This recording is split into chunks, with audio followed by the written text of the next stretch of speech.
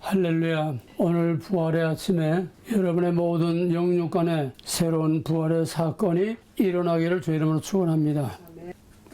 예, 하나님 말씀 봉독하겠습니다. 하나님의 말씀은 고린도전서 15장 14절에서 20절까지입니다. 고린도전서 15장 14절에서 20절까지입니다. 이제 같이 봉독하겠습니다. 그리스도께서 만일 다시 살아나지 못하셨으면 우리가 전파하는 것도 헛것이요 또 너희 믿음도 헛것이며 또 우리가 하나님의 거짓 증인으로 발견되리니 우리가 하나님이 그리스도를 다시 살리셨다고 증언하였습니다. 만일 죽은 자가 다시 살아나는 일이 없으면 하나님이 그리스도를 다시 살리지 아니하셨으리라. 만일 죽은 자가 다시 살아나는 일이 없으면 그리스도도 다시 살아나는 일이 없었을 터이요 그리스도께서 다시 살아나신 일이 없으면 우리의 믿음도 헛되고 너희가 여전히 죄 가운데 있을 것이요 또한 그리스도 안에서 잠자는 자도 망하였으리니 만일 그리스도 안에서 우리와 우리의 바라는 것이 다만 이 세상의 삶뿐이면 모든 사람 가운데 우리가 더욱 불쌍한 자라. 그러나 이제 그리스도께서 죽은 자 가운데서 다시 살아나서 잠자는 자들의 첫 열매가 되셨도다. 아멘. 우리 기독교의 절기 중에 가장 최고의 절기가 부활절입니다. 그런데 온 세상이 예수님이 탄생하신 크리스마스는 한 달 전부터 야단돌이고 세상이 떠들썩하고 크리스마스 캐롤을 울리고 야단 법석들을 합니다. 정말 명정 분위기가 한 달 동안 계속됩니다. 그런데 부활절은 딱 그날 거저 교회에서 부활절 예배만 드리면 끝이에요. 왜 이렇게 밸런스가 언밸런스 될까요? 사실은 예수님의 십자가의 죽으심도 절대적으로 중요하지만 그보다 더 중요한 것은 부활입니다. 부활이 없다면 예수님의 십자가의 죽으심도 아무 의미가 없습니다. 헛된 거예요. 오늘 바울이 말한 것처럼 부활이 없으면 예수님의 십자가의 죽으심도 예수님의 모든 병 고치는 은사와 모든 가르치는 말씀과 예수님 모두 하시고 이제 말짱 다 그냥 그대로 물거품처럼 사라지고 맙니다. 우리 기독교 역사에서 부활처럼 더 큰 사건이 없습니다. 기독교에서 가장 큰 사건, 계시의 최고의 계시라고 하면은 말씀이 육신에 더 하나님이 사람으로 오셨다는 것과 그 사람이 죽음을 정복하고 죽음에서 깨어나서 우리 모든 죽을 자를 사망과 죄와 마귀와 영원한 저주에서 우리를 자유케 했다고는 최고의 승리의 계가를 보는 이 부활보다 더 큰 사건은 없습니다. 있다면 그 다음에 마지막 결론으로 주님이 다시 오시는 것입니다. 그게 바로 부활입니다. 주님이 다시 오시는 게 절정 아닙니까? 뭐로 절정됩니까? 심판만이 아닙니다. 부활 사건이 그의 주님의 재림의 절정입니다. 행한 대로 악인은 악인대로 의인은 의인대로 모든 것을 끝장내는 것입니다. 사망의 권세와 죄의 권세와 마귀의 권세 끝장내고 우리를 모든 죽음과 저주와 모든 불행으로부터 끝장을 내는 모든 것을 끝장내고 모든 것을 새로 시작하는 것이 바로 주님의 재림이고 주님의 재림의 절정은 바로 부활 사건입니다. 그때는 예수님의 부활이 아니라 물론 우리들의 부활이죠. 구원받은 성도들의 부활이죠. 근데 이 부활이 왜 이렇게 언밸런스가 됐느냐? 예수님의 탄생한 크리스마스가 왜 이렇게 요란하냐? 이게 다 캐톨릭에서 나온 겁니다. 캐톨릭은 태양신 종교요. 태초에 니무르스로부터 시작되는 태양신과 모든 이방신들의 아주 혼합의 절정입니다. 그 중에 가장 중심을 이루는 것이 바로 캐톨릭의 본질 중에 본질이요. 캐톨릭의 가장 중요한 핵심은 바로 니무르스로부터 시작되는 태양신 종교입니다. 뭐 거기는 자세히 더 이상 설명하지 않겠어요. 근데 크리스마스가 왜 이렇게 일어나느냐? 니무르스의 태양신입니다. 바벨탑을 쌓고 거기에 태양신을 섬긴 바로 원형이 니무르스인데 니무르스의 아들 탐무스가 태어난 날이 동짓날입니다. 동짓은 뭡니까? 해가 제일 짧고 어둠이 제일 깊은 것이 동짓입니다. 니무롯이 동짓날 태어났다는 거예요. 뭡니까? 니무롯이 태어나면서 그날부터 해가 길어지는 빛의 세계가 온다는 겁니다. 이걸 예수님의 탄생과 딱 갖다 붙인 겁니다. 니무롯의 탄생을 예수님의 탄생으로 오버랩해서 니무롯이 어둠을 물리치고 새로운 광명의 시대가 니무롯으로 말미암아 시작되는 것을 예수님이 어둠을 물리치고 새로운 광명의 시대, 이걸 예수님을 니무롯에 갖다 붙여놓은 거예요. 사실은 예수님의 탄생 날이 모릅니다. 아무도 모릅니다. 역사상 증거가 하나도 없습니다. 니무롯의 태어난 날을 예수님을 갖다 붙여가지고 태양신 종교 단무스를 만들어 놓은 거예요. 예수와 캐톨릭의 예수는 우리의 예수가 아닙니다. 니무롯의 아들 단무스입니다.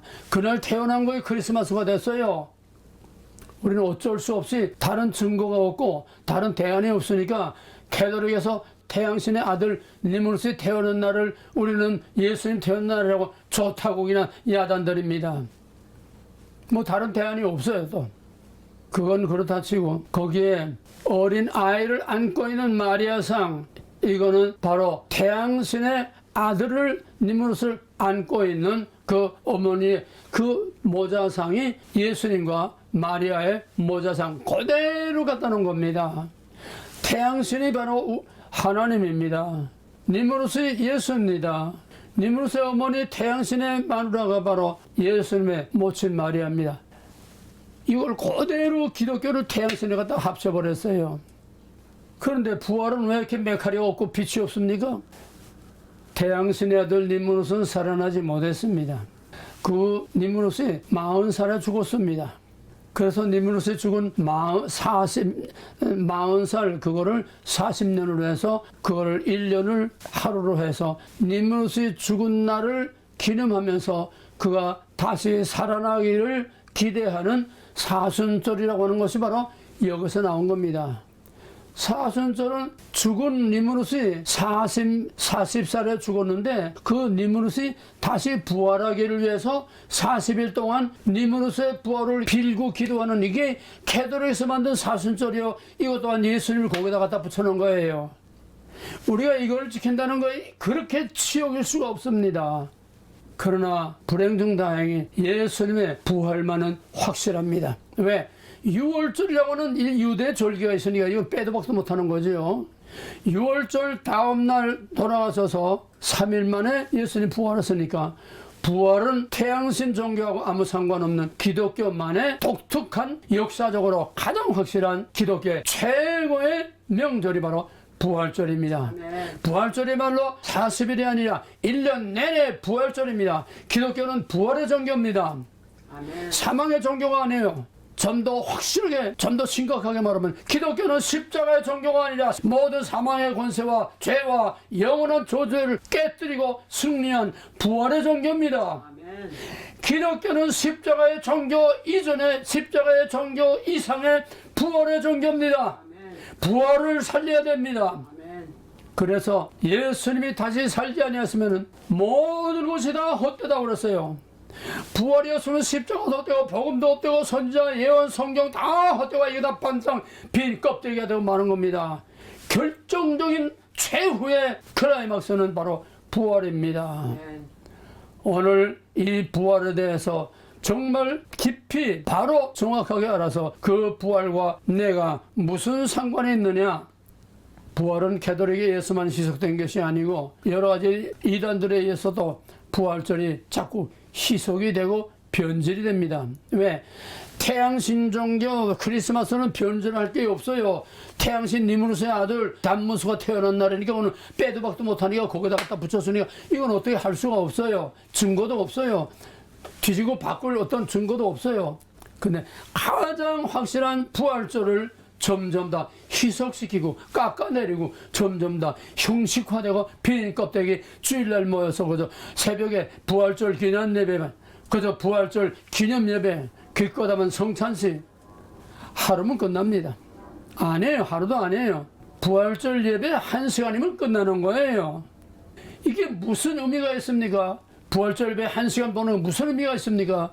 우리의 궁극적인 최후의 소망은 부활입니다. 부활이 없으면 모든 건 다 빈 껍데기 거짓말입니다. 영지주의에는 부활이 없습니다. 영지주의는 영과 육이 원수이기 때문에 선한 영이 악한 영에게 사로잡혀 있어서 이 육신은 무덤입니다. 그래서 고대 히랍의 드라마는 다 비극입니다. 트라게디, 비극입니다. 왜? 영혼이 육신이라는 감옥에, 육신이라는 무덤에 갇혀있기 때문에 어떻게 하면 여기서 빨리 빠져나와서 영혼이 끝봐야하고 육신을 헌신짝처럼 버리고 영혼만 이데아의 세계에 들어간다는 것이 영지주의 구원관이요. 뭐 거기다 길게 설명하지 않겠습니다. 그러니까 영지주의에는 예수님이 육신을 입고 온 것이 아니라 영만 거룩하고 영만 깨끗하기 때문에 이 선한 영이 악하고 더러운 육신에 들어온다는 건 영지주의에서는 생각할 수가 없어요. 빠져나가지 못해서 안달인데 어떻게 이 더럽고 추악한 육신에 그 거룩한 하나님이, 거룩한 신이, 거룩한 영이 어떻게 여기 들어옵니까? 철천지 원수가 육신인데. 육신이 없으니까 예수는 부활할 수가 없어요. 예수 십자가에 못 박힌 거 육신으로 죽은 게 아닙니다. 육신으로 온 게 아닙니다. 영지주의는 신성만 인정하고 인성을 인정하지 않습니다. 그래서 예수님이 죽은 것도, 예수님의 그 십자가에 매달린 것도 헛개비가 매달린 거예요. 육신이 없어요. 예수님은 영만, 신성만 인정하는 거예요. 그러니까 예수님 십자가에 매달려 죽을 동안에 예수님이 신성만, 영만 끝봐야하고 육신 차버리고 그냥 올라갔다는 거예요. 십자가에서. 육신이 없으니까 영지주의 부활이 있을 수가 없어요. 불행하고도 이것이 무려 300~400년 동안 정말 기독교를 말살할 위기까지 올 정도로 영지주의가 꽉 차 있었습니다. 지금도 그 잔재가 바로 영지주의의 양태론, 양자론, 무슨 성보관화설, 별별 영지주의 삼일체 이단이 지금도 세상을 어지럽게 하고 있습니다. 예수는 확실히 육신으로 왔습니다. 그렇기 때문에 부활이 필요하고 그렇기 때문에 부활이 있어야 합니다. 거기에 대해서 더 깊이는 말하지 않겠습니다. 예수가 육신으로 온 것을 부인하는 자마다 적그리스도요 이단이라고 그랬습니다. 이때 제일 치열한 싸움이 사도 요한과 바울을 비롯해서 영지주의의 싸움이 제일 치열한 싸움이었습니다. 그런데 지금은 그 영지주의를 따라가고 있어요. 영지주의는 신성만 인정하고 인성을 부인했습니다. 현대신학은 어떻습니까? 18세기 계몽주의 이후 19세기 자유주의 신학이 나오면서 20세기 들어오면서 점점 영지주의하고 반대로 현대신학은 예수님의 인성만 인정하고 신성을 부정합니다. 예수님은 사람이라는 게 현대신학에서 말하는 모든 예수는 우리가 생각하는 예수가 아닙니다. 이 땅에서 가난한 자와 눌린 자와 사로잡힌 자와 소외된 자를 위해서 싸우다가 소위 무산대중을 위해서 싸우다가 죽은 정치범이에요. 혁명가입니다. 우리가 믿는 예수 안에 오늘날 교회들이 자유주의 사상으로 꽉 물들어 있으면서도 빈 껍데기 헛소리 거짓말들만 하고 있어요. 진짜 예수를 전하는 교회 찾아보기가 정말 가물에 겁나도 드뭅니다. 전부 다 만들어 놓은 예수, 빈 껍데기 가짜 예수, 배우처럼 분정해 놓은 예수. 속지 마세요. 마지막 때 정말 우리가 정신을 똑바로 차리고 속지 말아야 합니다. 첫째, 부활의 첫째 종류는 바로 영적인 부활이 있습니다. 영지주의 부활을 무시하고 현대신학도 부활을 무시하니까, 신성을 무시하고 육체를 무시하니까 정통신학에서 보면 부활은 첫째 영적인 부활이 있습니다. 이걸 우리는 흔히 중생이라고 말하고 흔히 좁은 구원이라고 말합니다. 요한복음 5장 24절에서 하나님 아버지와 그가 보내신 자를 믿는 자는 이미 사망에서 생명으로 옮겼다고 그랬습니다. 이거는 영적인 구원입니다. 우리하고는 상관없습니다. 천상적, 법정적으로 하나님께서 우리를 사망에서 생명으로, 죄와 마귀의 권세에서 하나님의 호적으로 입종한다는 천상의 법정적인 선언일 뿐이지 실제 우리에게는 아무 자극도 감각도 없고 아무 변화가 없어요. 어쨌거나 영적인 구원입니다. 그래서 장례식에 가게 되면 아무의 집사님은 지금 하나님 앞에 가 있습니다. 그 구원받고 하나님 앞에 가 있습니다. 이거는 영혼만 가 있는 거지 우리가 아직 구원이 완전히 이루어진 게 아닙니다. 그럼 구원은 어떻게 이루어집니까? 영과 육이 같이 살아나야 완전한 인간으로서 구원받는 거지, 영혼만 가서 구원받는다면 하늘에는 몸뚱아리가 없는 빈 영이라고 하는 헛개비들만 있는 것이 되어버리고 마는 거예요. 하나님 헛개비 아닙니다. 하나님은 영이시라고 했지만은 사람을 창조할 때에 하나님께서는 우리의 모양과 형상대로 만들자. 모양과 형상은 뭡니까? 형상은 하나님이 갖고 계신 하나님의 속성, 지혜, 사랑, 오래 참음, 여러 가지 하나님의 속성 중에 일부를, 이 모든 것들을 다스리라, 다스릴 수 있는 인간, 하나님의 대행자로서의 권한을 행사할 수 있는 그런 것들을, 하나님의 일부를 우리에게 물려준 내적인 보이지 아니하는 신적 권위입니다. 이것을 형상 또는 이마고 데이, 하나님의 이미지. 그 다음에 모양은 뭡니까? 모양은 물건 자 그대로 눈에 보이는 형태입니다. 우리의 모양대로 만들자. 하나님이 영이신데 무슨 모양이 있습니까? 하나님은 영이실 뿐만 아니라 하나님은 모양이 있습니다. 우리 인간을 하나님을 닮아서 닮게 만들자. 우리의 모양을 닮게 만들자. 그럼 그 말입니다. 그럼 우리의 모양이 뭡니까? 사람의 모양입니다. 예수님이 사람의 모습을 입고 온 것이 아니라 우리가 그 이전에 계시는 예수님의 모습대로 인간이 지어진 거예요. 아담을 흙으로 지은 것은 모델이 있습니다. 무슨 모델? 하나님의 모양인 예수 그리스도, 성육 이전에 예수 그리스도의 모양을 본따서 우리 육신을 만든 겁니다. 인간이 있기 전에 예수님이 그 육체를, 몸을 가지고 계셨어요. 다만 성육하신 몸과 그때의 몸은 질적인 차이가 있지만은, 그래서 성육 이전에 구약에 나타나는 하나님의 군대 장관의 모습으로 나타난 여호수아 7장에서 여호수아에게 여호와의 군대 장관으로 큰 칼을 빼들고 딱 버티고 섰지요. 당신은 누구를 위합니까? 우리를 위합니까? 저들을 위합니까? 그러니까 나는 너희를 도우러 온 하나님의 군대 장관이다. 발람이 또 민예물에서 와서 모압 왕을 거짓말하는 이스라엘을 저주하는 그게 혹해서 간 도중에 당나귀가 가지를 못하고 자꾸 옆으로 픽 되니까 이놈의 당나귀 새끼야, 이런 적이 없었는데 왜 이러냐고 애꿎은 당나귀만 줬댔지요. 그러니까 하도 어이가 없으니까 하나님의 당나귀의 입을 열어서 발람에게 눈을 열어 보여줬습니다. 당나귀로 발람을 책망했습니다. 그 당나귀가 왜 못 갔느냐? 그 앞에 큰 칼을 빼어들고 버티고 서 있는, 발람의 길을 가로막고 있는 여호와의 군대 장관이 서 있었습니다. 창세기 18장에 보게 되면은 소돔과 고모라를 엎으실 때에 세 천사가 아브람을 찾아왔습니다. 그래서 아브람에게 많은 좋은 대접을 받았습니다. 대접을 받는 거는 육신이 있으니까 대접받는 거 아닙니까?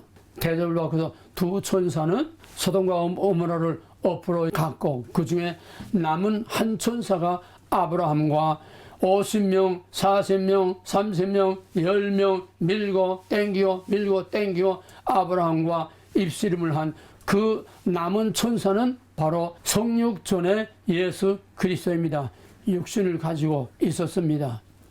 그러므로 우리는 예수님이 이 땅에 태어난 것, 그것이 예수님의 육신이 아니에요. 그거는 우리를 대신해서 죽기 위해서 죄 없는 자가 우리와 똑같은 인간으로 온 것뿐이지, 말하자면 사람의 몸을 빌어서 태어난 것뿐이지, 예수님은 인간이 있기 전부터 그 육신, 그 몸을 가지고 있었습니다.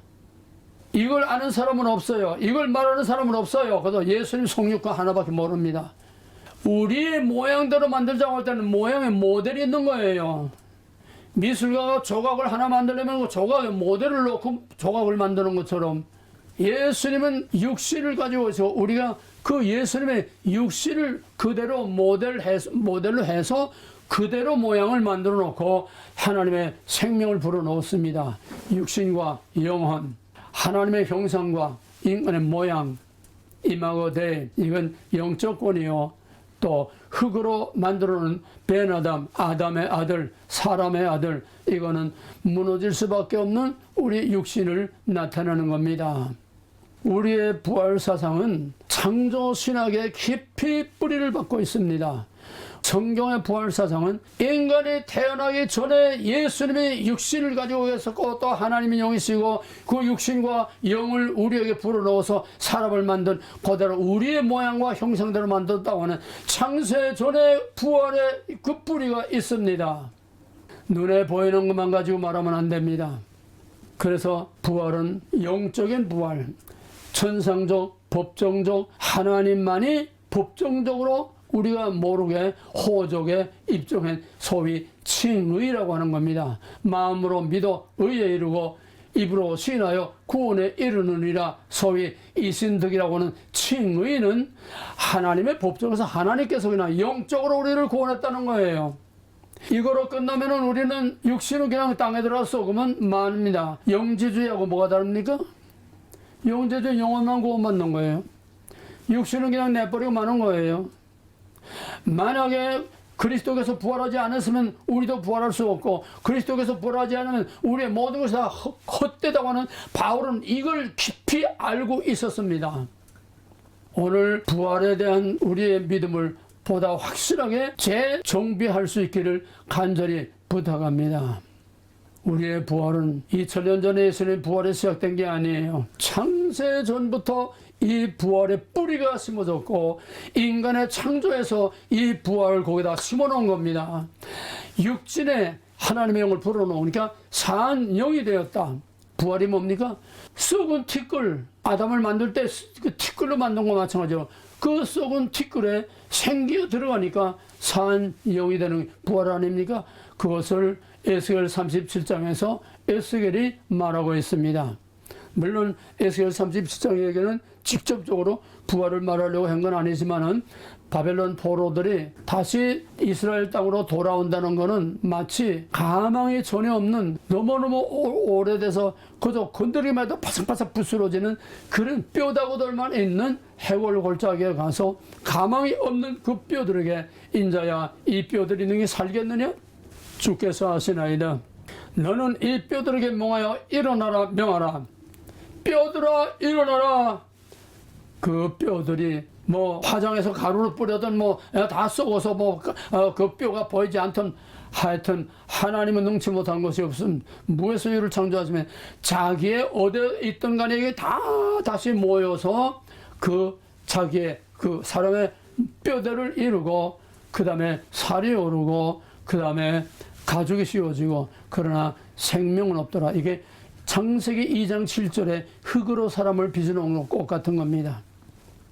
생기를 불어넣으니 생명은 없더라. 그래 하나님이 인자야 이 뼈들에게 명하여 생기야 앞으로 들어가라 명하라. 생기야 들어가라 문하라. 생기라는 것은 그 바람도 되고 숨결도 되고 영혼도 되고 성령도 되고 생명도 되는 것입니다. 생기야 앞으로 들어가라.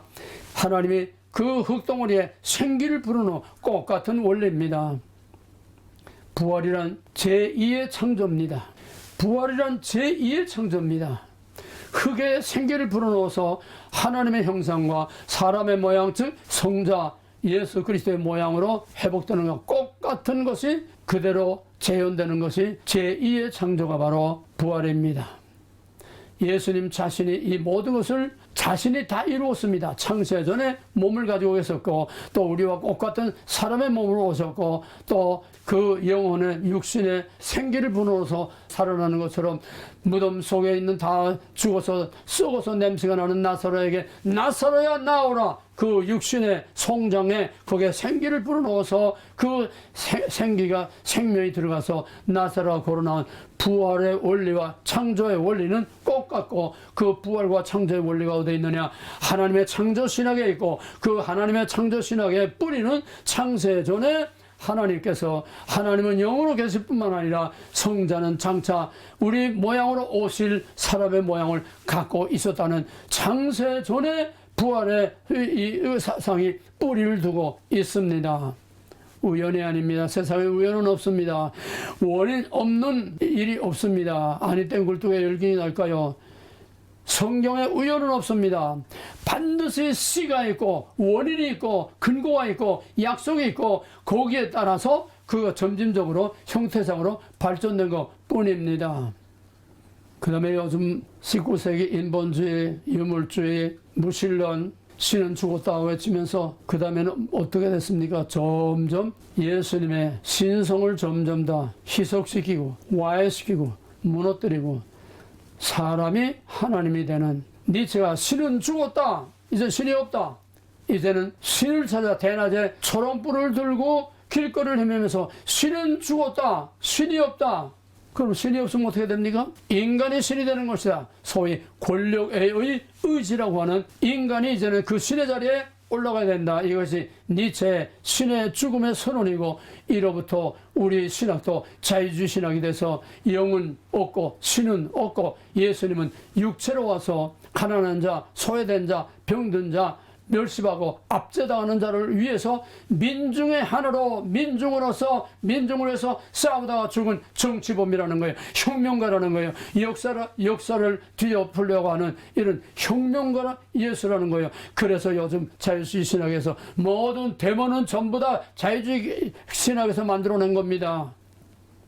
한국의 데모 문화, 노동운동 전부 다 캐톨릭에서 만들어낸 거예요. 캐톨릭하고 한국신학대학 극좌 거기서 만들어낸 거예요. 이건 길게 설명할 수 없기 때문에 이건 말 못하겠어요. 왜 그렇습니까? 예수의 신성을 부정하고 예수의 육신만 주장. 그가 무엇을 했냐? 예수가 누구냐? 성경은 창세기 1장부터 계시록까지 성경의 가장 중요한 목표는 하나님이 누구냐입니다. Who God is? 창조의 하나님. Who God Jesus? 신약 성경입니다. 성경은 하나님이 누구냐를 온 세상에 알리는 것이고, 하나님이 누구냐를 알면 영생이요, 하나님을 모르면 영원한 지옥에 들어가는 겁니다. 요한복음 17장 3절에서 영생은 이것이니 곧 하나님 아버지와 그가 보내신 자를 예수 그리스도를 아는 것이 영생이라고 그랬습니다. 그래서 호세아는 여호와를 알자, 힘써 여호와를 알자, 하나님을 바로 아는 것이 이거의 구원이요, 이게 영생이라는 겁니다. 구약의 히브리인들의 하나님을 안다는 것은 머리로 지식으로 연구해서 찾아내는 것이 아니라 체험을 통해서 아는 것을 말합니다. 하나님을 체험함으로써, 하나님을 만남으로써 진짜 하나님을 아는 것을 말하는 겁니다. 아담이 하와를 알았더니 가인과 아벨을 낳았더니 이겁니다. 우리가 하나님을 안다는 것은 지식으로 신학으로 아는 게 아니라 교리로 아는 게 아니라 하나님을 만나고 하나님과 관계를 갖는 거예요. 엄밀히 말하면 하나님을 안다는 것은 아담이 하와를 안 것과 똑같은 겁니다. 영적으로 하나님을 경험하는 겁니다. 이게 진짜로 아는 겁니다. 신학박사라고 반드시 구원이 보장되는 게 아니에요. 난놓고 기억자 모르는 사람도 그 한마디의 성령의 역사로 하나님을 만나면 거기서 구원이 이루어지는 겁니다. 이런 예들은 얼마든지 많이 있죠. 그래서 우리가 하나님을 바로 알면은 성부, 성자, 성령, 삼위일체를 정확하게 알아야 됩니다. 성부 하나님은 초월신이기 때문에 우리가 볼 수도 없고 만질 수도 없습니다. 접근도 할 수 없습니다. 신의 산에 강림하신 하나님 접근도 할 수 없습니다. 가까이 가면 죽습니다. 왜? 초월하시는 하나님이 되고 거룩하시는 하나님이기 때문에. 성령 하나님도 영이기 때문에 볼 수 없습니다. 성령이 하신 일을 통해서, 즉 은사와 능력과 성령이 하신 일을 통해서 우리가 성령이 있다는 걸 압니다. 예수님 말한 것처럼 바람이 어디로 와서 어디로 가는지 모르는 것처럼 성령도 그렇다. 바람은 모르지요.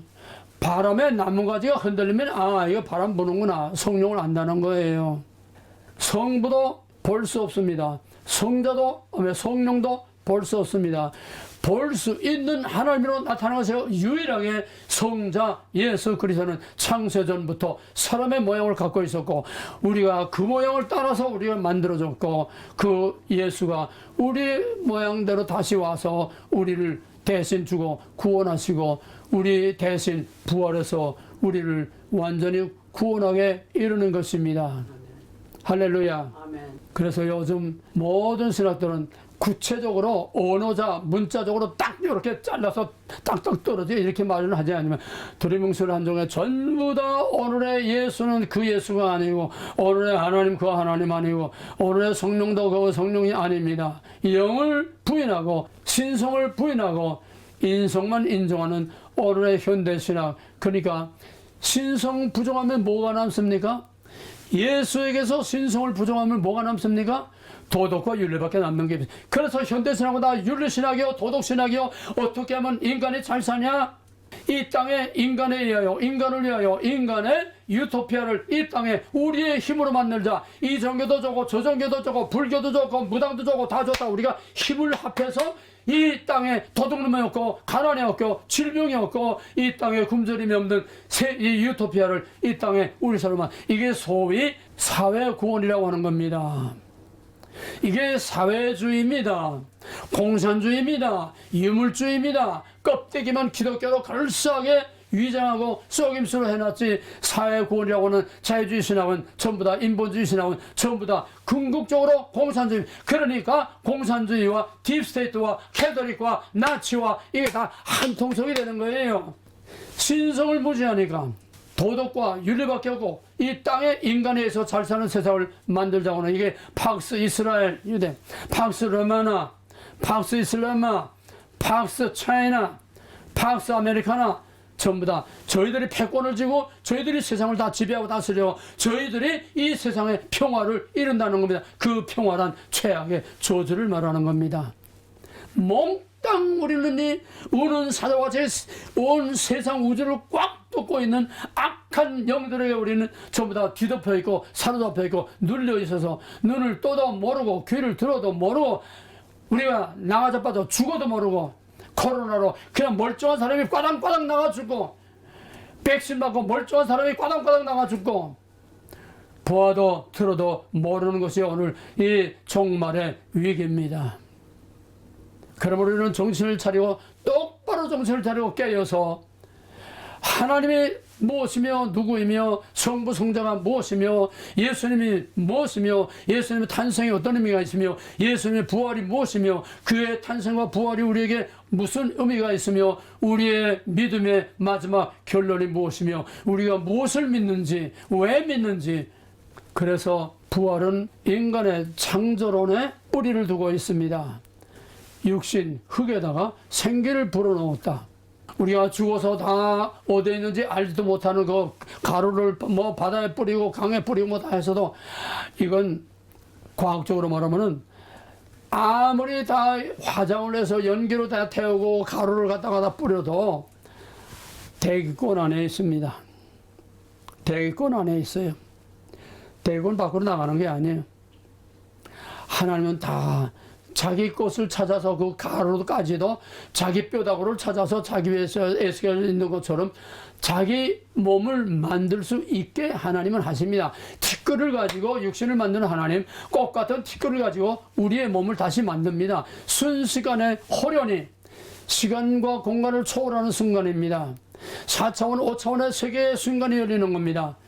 예수님이 오시는 순간, 이 부활이 일어나는 순간은 시간과 공간을 제한이 받지 않습니다. 그 뼈다구 가루가 어디에 있느냐? 시간과 공간의 제한입니다.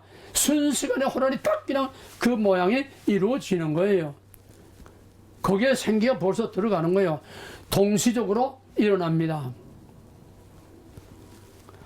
그래서 우리의 부활이 없다면은 모든 것은 다 빈 껍데기요, 거짓말이요, 다 헛된 것이 되는 것입니다. 부활은 2000년 전 부활을, 예수님의 부활을 기념하는 것이 돼서는 안 됩니다. 예수 부활, 내 부활, 그의 부활이 내 부활이요, 그의 영원한 생기와 생명이 바로 내 몸에 들어오는 생기와 생명이 되어서 나사로가 무덤을 열고 나사로가 뚜벅뚜벅 걸어 나온 것처럼 우리가 다시 살아나는 이 부활은 교리가 아닙니다. 신학이 아닙니다. 이론이 아닙니다. 신성 인성 문제가 아닙니다. 창조신학 그대로 재현되는 제2의 창조가 바로 부활입니다.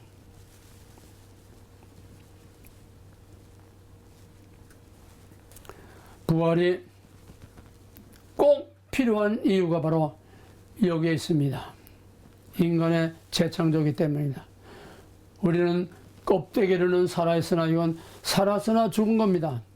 아담이 동산에서 쫓겨나는 순간부터 하나님으로부터 차단돼서 살았으나 죽은 겁니다. 죽음이 진행되는 겁니다. 죽기 위해 사는 겁니다. 어린애가 생명으로 태어나서 빽 하고 나와서 뭐 장성하고 뭐또 하고 뭐 장사도 되고 대통령도 되고 다 하지만 부귀영화더라도 결국은 삼천갑자 동방석이도 죽었고 신시황도 죽었고 결국은 모든 인간은 다 무덤을 향해서 가는 겁니다. 죽음이 진행되는 겁니다. 꽃을 꺾어다가 상대상에 아주 아름답게 해놓으면 그거 다 빈 껍데기예요. 꽃은 뿌리에서 잘리는 순간에 이미 죽음이 진행되고 있는 거예요. 거기에 열매 못 맺어요. 자라지 못해요. 거기서 죽고 말아요. 우리 인간도 똑같습니다. 하나님으로부터 죄로 말미암아 단절된 인간은 살았으나 꺾어다 놓은 꽃처럼 사는 날까지만 살다 죽어라. 너 여기 있으면 당장 죽으니까 나가서 사는 날까지 살다 죽어라. 땀 흘리고 수고하고 고생하다 죽어라. 우리는 그 삶을 사는 겁니다. 그거로 끝나면 그냥 끝나는 거예요. 그래서 하나님으로부터 단절된 우리 죄인들을 예수님을 통해서 다시 하나님과 연결을 시켜줘서 새로운 생명으로 연결이 되어서 우리는 살아도 부활하고 죽어도 영원히 다시 사는 부활의 가장 복되고 영광스러운 약속이 예수의 부활을 통해서 확실한 증거로 우리가 보여졌습니다. 모든 약속은 전부 다 계약서를 주지요. 모든 약속은 국제간이나 개인간이나 뭐 물건을 팔고 사는 거 다 약속을 씁니다. 계약을 씁니다. 사인을 합니다. 증거가 있어야 됩니다. 우리의 부활의 증거가 뭡니까? 예수님이 증거입니다. 예수님이 증거입니다. 예수님이 다시 살지 않으면 우리도 다시 살 수 없습니다. 이제 마무리하겠습니다. 부활이 왜 꼭 필요하나? 제2의 창조로 타락 이전에 그 인간으로, 아니 우리의 부활체는 타락 이전에 그 아담의 몸이 아닙니다. 예수님의 부활체는 예수님이 우리 몸을 가지고 있을 때는 그 몸은 아담의 후손과 같은 몸이에요. 죄만 없지. 그러나 예수님의 부활체는 그 이전에 십자가에서 죽던 그 몸이 아닙니다. 시간과 공간을 초월한 몸은 땅에 있으나 하늘에 있으나 그가 어디로 가든지 그냥 번쩍하면 나타나고, 번쩍하면 제자들 모인 데 나타나고, 번쩍하면 갈릴리에 나타나고. 예수님이 뭐 자동차를 타고 가서 비행기를 타고 갔습니까? 그렇기 때문에 휴거는 없다는 거예요. 휴거는 시간과 공간의 제한 속에서 우리가 아는 그런 개념 안에서 하는 말입니다. 구름 타고 뭐 올라간다. 예수님이 구름 타고 올라가고 너희들이 보는 대로 다시 오겠다 한 거는 우리 인간의 차원에서, 시간과 공간의 차원에서 인간으로 하여금 알 수 있대 가시적으로 보여준 거지.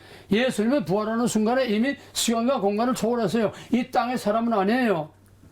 누가복음 24장에서 헛개비가 나타났다 그러니까 아니다. 나는 바로 그 예수다. 나는 유령은 먹지도 못하고 보지도 못하지만 나는 이 먹는다. 생선을 잡수시고. 그러나 예수님은 그거 안 먹어도 배고프지 않고 굶주리지 않고 죽지 않습니다. 변화된 몸, 인간의 제한된 이 몸이 시간과 공간을 초월해서 신적인 몸으로, 영적인 몸으로, 육신이 있지만은 이전 육신이 아닌 영적인 몸으로 하나님과 같이 살 수 있는, 적어도 우리의 부활체는 예수님의 부활체와 질적으로 똑같습니다. 다만 신분만 우리가 하나님이 되지 못하는 거지. 예수님의 몸과 우리의 몸은, 부활한 그 몸은 똑같습니다. 꼭 같아야 예수님과 같이 살 수 있는 거예요.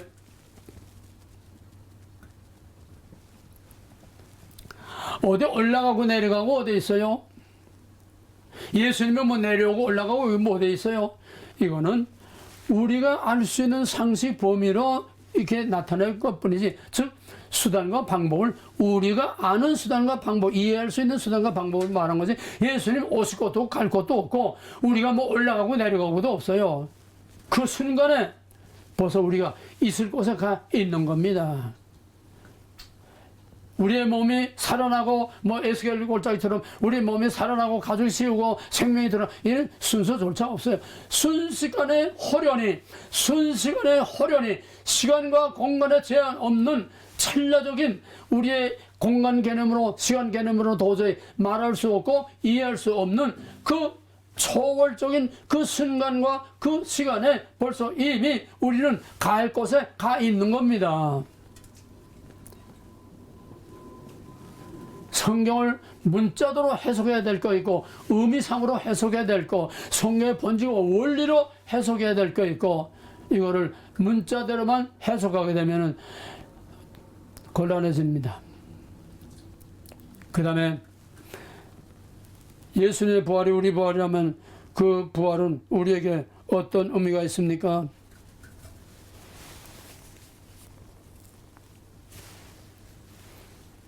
예수님의 오심으로 before Christ, 예수 이전과 after Christ, anno domino, 예수님의 오심으로 역사적으로 시간적으로 딱 갈라놨습니다. 예수 이전과 예수 이후. 기가 막힌 모델이 또 하나 나왔어요. 똑같이 BCAC, before corona, after corona. 지금의 역사는 before corona와 after corona 딱 갈라집니다. 이건 뭘 말합니까? 마지막 우리의 부활 때는, 우리의 육신으로 말하면은 이전의 나와 이후의 나가 완전히 딱 갈라집니다. 이전에 내 괴로움과 아픔과 즐거움과 모든 세상에 병들고 아프고 늙고 한숨 쉬고 탄식하는 이런 육신이 아니라, 이 세상과 땅과는 영원히 상관없는, 시간과 공간은 영원히 상관없는, 죄와 사망과 마귀의 권세는 영원히 상관없는 예수님과 똑같은 상태로 순식간에 호련히 변화되는 것입니다. 우리 개개인이 before resurrection, 부활 이전과 부활 이후, BR, after, AR, PR, AR, 부활 전과 부활 후 딱 달라집니다. 연장되는 게 아니에요. 연장되는 거는 그 본질과 원리만 연장되지, 즉 형태가 없는 그 본질만 연장되는 거지, 형태는 전혀 질적으로 달라지는 것입니다. 부활 이전과 부활 이전은 연결이 안 됩니다. 그러니까 이사야 60장에서는 이전 일을 기억하지 못한다고 그랬어요. 이사야 61장 17절에서 보라, 내가 새하늘과 새 땅을 창조하노니 이전 것은 기억되거나 마음에 생각나지 아니할 것이라. 연관이 안 됩니다. 우리가 어서 서로 위로하기 위해서 천국에서 만난다. 천국에서 누가 오는지 몰라요. 왜? 새하늘과 새 땅, 신천, 신지에 전부 새 사람들만 거기에 있습니다. 새로 만들어진 사람들만 있는 거예요. 이 땅과 연결이 안 돼요. 그러니까 이 땅에서는 우리가 그 세계를 도저히 말로 표현할 수도 없고 설명해줘도 알 수 없고, 그러니까 하나님이나 예수님이 우리에게 그 세계에 대해서는 상징적으로만 뭐 유리바다가 있고 그 보석, 그거 다 이 땅의 개념으로 말한 거지, 천국의 개념은 우리가 알 수도 짐작도 말도 할 수 없어요.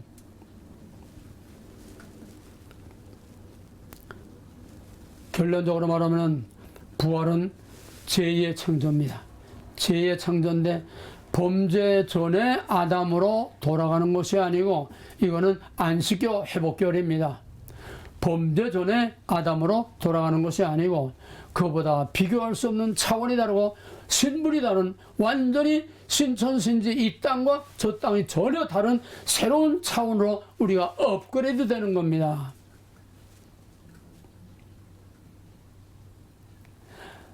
회복되는 게 아니에요.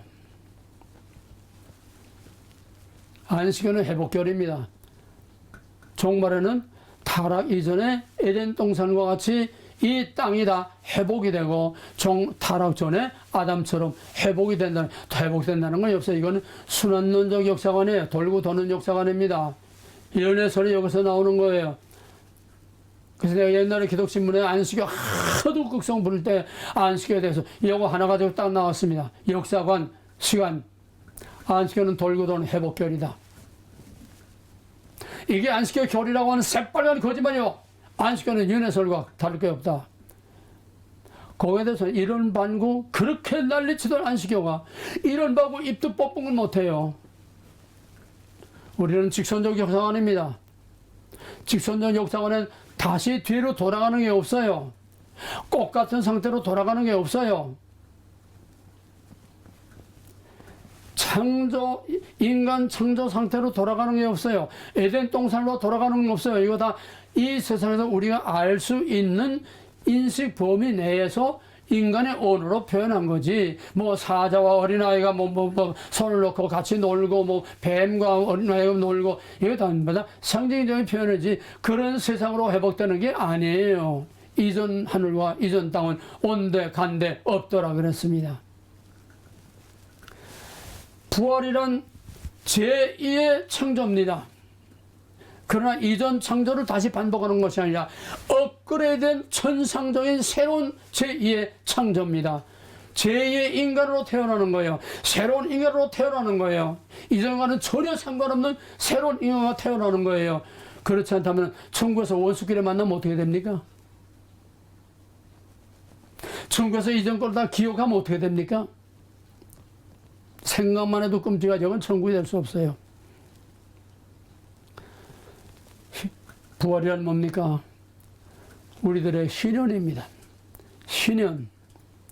누가복음 4장 18절에서 예수님께서 맨 첫 마디로 누가복음에서 하신 말씀이 주 여호와의 신이 내게 임하소서 이는 가난한 자의 복음을 전하게 하시려고 내게 성령으로 기름을 부으사 예수님이 세례받을 때를 말하는 거죠. 성령으로 기름을 부으사 가난한 자와 눈먼 자와 갇힌 자와 사로잡힌 자를 놓아주고 풀어주고 보게 하고 희년의 해를 선포하러 왔다고 그랬어요. 예수님의 오신 궁극적인 목적은 우리에게 희년의 해, 희년이라는 것은 완전히 모든 것을 무조건 다 탕감하는 겁니다. 빚을 졌거나 뭘 했거나 모두 다 탕감하고 원상을 회복시켜줘서 새 출발하게 하는 겁니다. 이것도 이 땅의 개념이요 인간의 창조의 개념이지 새 하늘과 새 땅의 개념은 아닙니다. 부활이 우리의 신원이라고 하는 것은 무조건 새 출발을 하는 거지 이전에 우리로 돌아가는 게 아니에요. 이전에 죄 없는 상태로 돌아가는 게 아니에요. 이전에 본래의 상태로 복귀되는 게 아니에요. 상관없어요. 직선적 역사관이 여기서 중요하고 여기서 정말로 필요한 겁니다. 과거는 없어요. 우리의 부활은 우리의 희년이요 우리의 희년을 선포하기 위해서 예수님께서 오셨는데 이거는 예수님이 십자가에서 죽으심을 말하는 것이 아니라 예수님의 부활과 재림을 통해서 우리가 다시 부활하고 예수님과 같은 상태로 업그레이드되는 영원한 새 출발, 새 하늘과 새 땅의 새 출발, 그 궁극적인 부활에 완성되는 그거를 위해서 예수님이 오셨다는 거예요. 그래서 예수님의 생애의 클라이막스는 제 십자가의 죽으심이 아니고 예수님의 클라이막스는 부활입니다. 우리 믿음의 클라이막스는 예수 십자가 보혈 그를 믿음으로 구원받는 게 아니에요. 그거는 영적인 구원, 반쪽 구원, 불완전한 구원이에요. 인간의 창조같이 육신과 영혼이 재결합해서 다시 썩지 않고 다시 죽지 않고 다시 병들지 않을 것을 완전히 새로운 새 땅의 새로운 차원의 예수님의 부활체와 똑같은 신적인 그런 모양으로 다시 태어나서 새로운 영원한 하늘의 잔치를 누리게 되는 것입니다. 부활은 제2의 창조입니다. 부활은 창조의 완성입니다. 부활은 구원의 완성입니다. 부활은 신현의 완성입니다. 성경의 클라이막스는 바로 부활입니다. 우리 믿음의 마지막 소망도 부활입니다. 이 부활신앙이 없으면 순교할 수 없고, 부활신앙이 없으면 세상을 마귀를 이길 수 없고, 부활신앙이 없으면 우리의 죽음을 이길 수 없습니다. 선교자들이 죽음 앞에서 찬송을 부르며 스데반의 천사의 류와 지죽을 수 있던 뭡니까? 부활에 대한 산 소망 때문입니다. 오늘 이걸 전부 다 희석시키고 변질시키고 변형시켜서 그저 옛날 기념이나 하는 것처럼 그저 기념식이나 하는 이런 부활절 정말 다 때려 곱쳐야 되며, 부활 사건이 일어나야 됩니다. 비록 육신의 부활은 아직 아니지만은 영적인 부활 사건이 거기서 자꾸 일어나고, 한 번 구원받은 거 끝난 것이 아니라 그 영성 사건이 재충전되면서 날마다 죽고 날마다 사는, 리바이벌 되는, 다시 세상되는 이런 사건이 계속, 영적인 부활 사건이 계속 일어나야 됩니다. 이것이 바로 성화요, 이것이 바로 옛사람이 죽고 새 사람으로 다시 사는 성화의 사건이요, 이것이 영적인 부활 사건이 우리에게서 날마다 일어나야 마지막 때에 진짜로 완전한 부활을 하게 되는 것입니다. 사랑하는 형제들이요, 이 부활의 영광과 기쁨을 무엇으로 표현하며 무엇으로 느낄 수 있으며 무엇으로 짐작할 수 있겠습니까? 그날에는 모든 억울하고 원통한, 우리가 지금까지 죄 없이 고난을 당하고 억울하게 예수님처럼 수많은 선자들과 수많은 성도들이 순교를 당하고 고난을 당하고 핍박을 당하고, 지금도 아프리카와 저 아랍권이와 지금도 중국과 지금도 세계 도처에서 그렇게 핍박을 받고 있지만은, 마지막 우리가 부활할 때 우리만 영광스러운 몸으로 부활되는 게 아니라 반드시 행한 대로 심은 대로 악은 악대로 반드시 갚아주십니다. 신원의 하나님입니다. 원수를 갚아주는 하나님입니다. 그러므로 원수 갚는 것을 하나님께 맡기라고 그랬어요. 정말 우리가 얼마나 응어리가 많이 졌습니까? 우리나라에서 문재인고 정권하는 꼬락서리고 얼마나 속이 뒤집히고 막 위장이 다 뒤집히고, 얼마나 우리가 정말 피를 토하듯이 와문에서 부르짖고, 얼마나 우리가 땅을 치고 회개하고, 얼마나 금식하며 기도하고, 얼마나 이거 했습니까? 불행중단이 이 정도로 끝났으니까 하지 말지, 이재명이가 됐으면 이제 완전히 우리 공산국가 되는 거 아닙니까?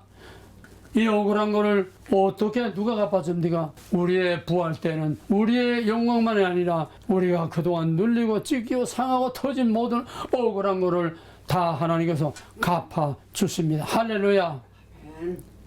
부활의 산 소망만이 우리가 이 세상을 이길 수 있는 믿음의 능력의 근원이요, 뿌리요, 원인입니다. 이 부활 사상이 확실치 않으면 절대로 이 마지막 때에 이 세상의 악한 권세를 이길 수 없습니다. 참을 수 없습니다. 순교를 당할 수 없습니다. 죽어가 와라 담대하게 뛰어들 수 있는 이런 순교적인 신앙이 될 수 없습니다. 기독교의 신앙의 본질은 살든 죽든 순교적입니다. 왜? 우리의 신앙의 궁극적인 목표는 예수 십자가 보혈의 은혜를 믿고 구원받는 것이 아니라 마지막 영과 육이 완전한 새로운 인간으로 태어나는 부활과 새하늘과 새 땅, 그 부활의 그날, 주님이 다시 오시는 그날, 그것이 우리의 삶의 궁극적인 목표요, 우리의 믿음의 궁극적인 목표요, 우리가 하는 모든 일, 우리가 하는 교회의 궁극적인 목표, 우리 모든 신앙의 궁극적인 목표, 성경의 궁극적인 목표는 바로 그 날입니다. 그래서 예언서에서는 그 날, 여호와의 날, 주의 날, 두렵고 떨리는 그 날, 거기에다 예언서는 다 초점을 맞추고 표점을 맞추고 있어요. 오늘 교회는 목표가 없습니다. 여기가 저 싸우니 거저 여기서 거저 윤리적 도덕적으로 거저 사회 윤리 혁명 그냥 거저 이런 거에서 세상에서 우리가 잘 사는 세상 만들자, 뉴에이지 포스트 모더니즘 딥스들 그레이트 리세트, 우리는 이 악하고 도로는 어마어마한 사탄의 거짓말에 우리는 속지 말고 정신을 똑바로 차리고 눈을 똑바로 뜨고 우리가 갈 목표와 지향성과 우리의 믿음의 본질과 우리의 믿음의 궁극적인 목표, 예수가 누구며 예수가 왜 왔으며 예수가 하신 치유이 뭐냐? 죽음이 아니라 부활입니다. 여기에 초점을 맞추고 살아야 됩니다. 그렇다면 허투루 살 수가 없지요. 오늘 부활절을 맞이해서 2023년 부활절이 여러분의 처음이자 마지막 부활절이 되기 바랍니다. 그 말은 과거의 부활절이 아니라 날마다 새롭게 돼서 그 부활의 산소망 가운데서 영원한 부활을 향해서 힘차게 달려가는 믿음의 승리자들이여 영광의 승리자들이 되기 위한 이런 부활의 신앙을 가지고 살기를 주의로 축원합니다. 할렐루야. 부활절